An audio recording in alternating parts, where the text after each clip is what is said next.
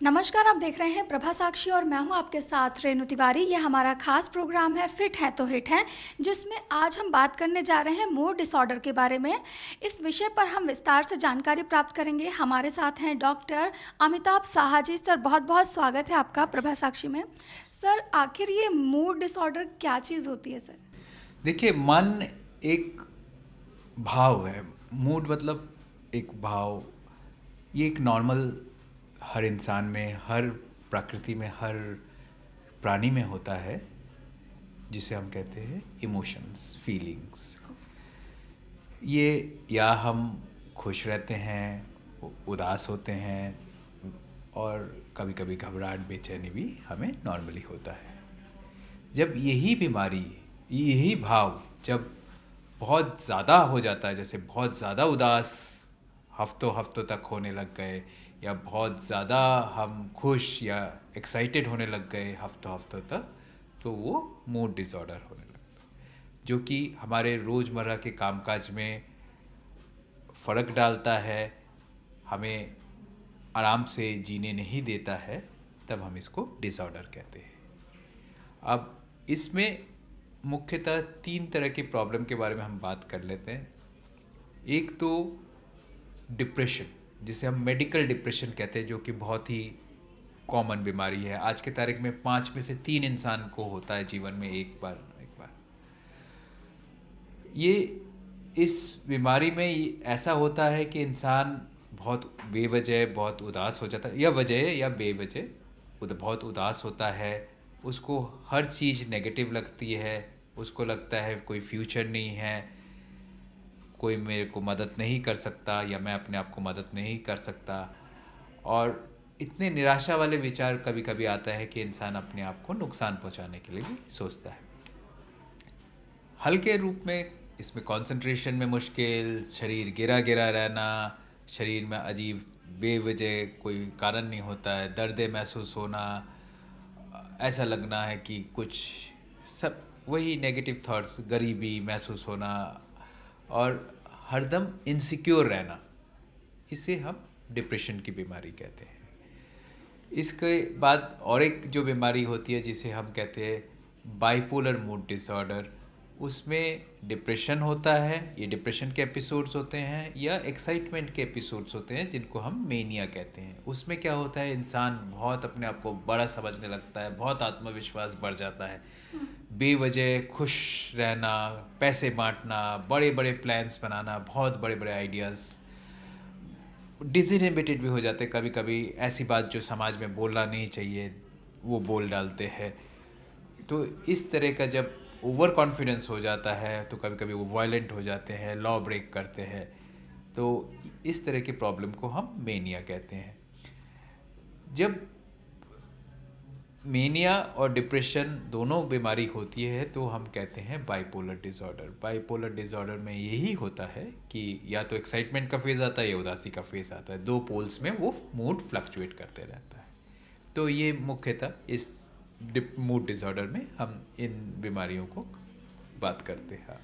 Sir, तो ये इस तरह की चीज़ें आखिर कैसे होने लगती हैं? कारण क्या होते हैं इनके पीछे के? कि मेरे पास बहुत सारे मरीज़ ऐसे आते हैं जो पूछते हैं कि डॉक्टर साहब, मेरे पास तो सब कुछ है, और मेरे घर में भी सुख शांति है, मेरा कामकाज भी बहुत बढ़िया चल रहा है, इसके बावजूद भी मुझे उदासी या डिप्रेशन कैसे हो गया।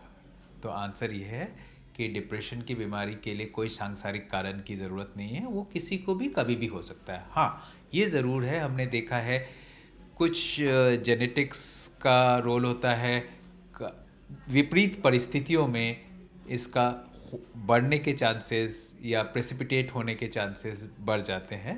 पर जैसे मैंने बताया, बहुत आम बीमारी है, 5 में से 3, तो ये किसी को भी कभी भी हो सकता है। हमने ये भी देखा है कि मौसम चेंज जब होता है या अंधेरा वाला मौसम होता है, जैसे विंटर्स में डिप्रेशन के केसेस बढ़ जाते हैं। सर, ऐसे में मतलब किस तरह की सावधानियां बरती जाएं अगर हमें ऐसा महसूस हो रहा है? क्योंकि आपने जैसा बोला कि हर 5 में से 3 को है, तो हर इंसान नहीं समझ पा रहा, क्योंकि भारत में एजुकेशन का भी बहुत मैटर करती है। तो ऐसे में किस तरह से आप हमारी जनता को, हमारे दर्शकों को बताना चाहते हैं कि अगर आपको ऐसा फील हो रहा है तो हमें क्या करना चाहिए? हाँ, इसमें ना सबसे इम्पोर्टेंट चीज़ ये समझना है कि ये जब डिप्रेशन या एक्साइटमेंट वाला फेज़ होता है, इसमें क्या नुकसान हो जाता है। एक तो आपके कामकाज में फ़र्क डालता है, तो आपका एफिशिएंसी में इफ़ेक्ट हो जाता है, तो आपके जॉब में इशू आ सकता है, आपके रिलेशनशिप में भी इशू आ सकता है। आप छोटी छोटी चीज़ों में गुस्सा हो रहे हैं, ठीक है, हो सकता है कि आपके पार्टनर उसको टॉलरेट ना कर पाए, लड़ाई हो जाती है फजूल में, ठीक है। जैसे मैंने बताया, कभी कभी इलीगल भी कुछ हो जाता है, उसमें पुलिस केस भी हो जाती है। कभी डिप्रेशन इतना ज़्यादा हो जाता है, इंसान अपने आप को नुकसान पहुंचा लेता है। तो ये सारे डेंजर्स हैं, इसलिए हमें इसको लाइटली नहीं लेना है। इसमें जितना जल्दी से जल्दी आप इंटरवेंशन करेंगे, उतना आपको इससे बच पाएंगे। तो इसके लिए मैं कुछ सिम्टम्स आपको बता देता हूँ, जिससे कि आप जब इन ऐसे सिम्टम्स लगे तो आप घर के सामने अपने फैमिली फिजिशियन से जाके डिस्कस कीजिए, नहीं तो साइकोलॉजिस्ट से जाके डिस्कस कीजिए। और यदि आपके आसपास कोई साइकेट्रिस्ट है तो वो तो बहुत ही अच्छी बात है, ठीक है। ये मैं इसलिए बोल रहा हूँ क्योंकि आम लोगों में ये धारणा है कि यदि आप उदास हैं तो मतलब आप सुस्ता रहे जानबूझ के, आप काम चोरी कर रहे हैं, आप काम से भाग रहे हैं, ठीक है ना। तो ये लोगों में होता है, और कहते हैं कुछ नहीं करना।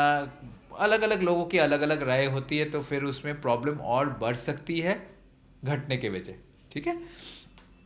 तो जो सिम्टम्स जिसे हम अर्ली सिम्टम्स कहते हैं, जैसे आपको नींद सही से नहीं आ रही, ठीक है, बेवजह बहुत थक रहे हैं, चिड़चिड़ापन बढ़ रहा है, बेवजह उदास हो रहे हैं, या बहुत ज़्यादा खुश हो रहे हैं, ओवर कॉन्फिडेंट हो रहे हैं, ठीक है, छोटी छोटी बातों में लोगों से लड़ाई हो रही है, या डिसइनहिबिटेड सा बिहेवियर हो रहा है, जैसे जो मुझे अपने कुलीग से नहीं बोलना चाहिए या बाहर के इंसान से नहीं बोलना चाहिए, हम वो ऐसी वाली चीज़ें बोल रहे हैं या सोशल मीडिया में लिख रहे हैं, तो हमें डॉक्टर के पास या साइकोलॉजिस्ट के पास जाना ज़रूरी बात है।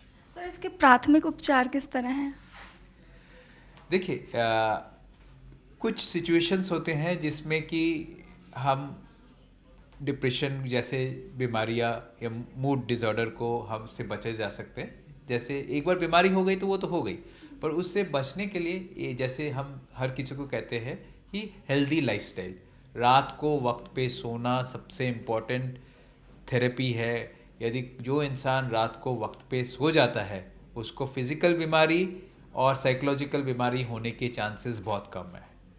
दूसरा, जहाँ तक हो सके कि तनाव वाले चीज़ों से बचा जाए, ठीक है ना।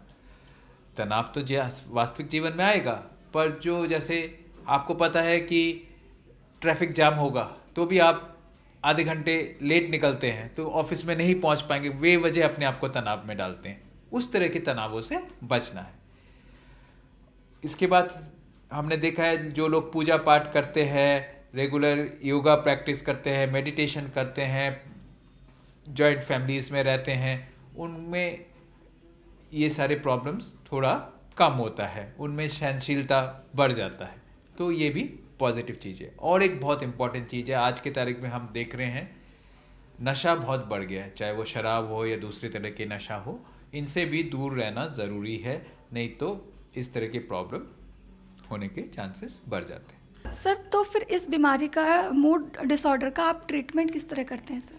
बहुत इम्पॉर्टेंट है इस चीज़ को समझना। ये हमारे समाज में ये एक भ्रम है कि कोई भी मनोचिकित्सक के पास जाता है तो उसको नींद या नशे की दवाई दे दी जाती है और वो फिर जीवन भर चलता है। ऐसा नहीं है। आज के तारीख में इस तरह की बीमारी के बहुत अच्छे इलाज आ गए हैं, जिसमें ना ही कोई आपको नशा होगा, कोई ना नींद की दवाई है, कोई आदत पड़ने वाली दवाई है। रेगुलर दवाई लेने से 99% लोग ठीक हो जाते हैं। यही नहीं कि आपको दवाई की ज़रूरत पड़ेगी, 30 से 40% लोग ऐसे होंगे जिनको खाली काउंसलिंग से ही ठीक हो जाएगा। और भी नए नए ट्रीटमेंट आ गए हैं आजकल, ब्रेन को मैग्नेट से भी स्टिमुलेट करके इलाज करते हैं, वो भी एक बहुत असरदार दवाई इलाज है। जिनको दवाई नहीं चाहिए उनको हम वो वाला ट्रीटमेंट ऑफ़र करते हैं। पर ये ज़रूर समझना है कि लंबा नहीं खींचना है। कोई भी बीमारी को लंबे वक्त तक हम छोड़ देते हैं तो वो क्रॉनिक बीमारी बन जाती है।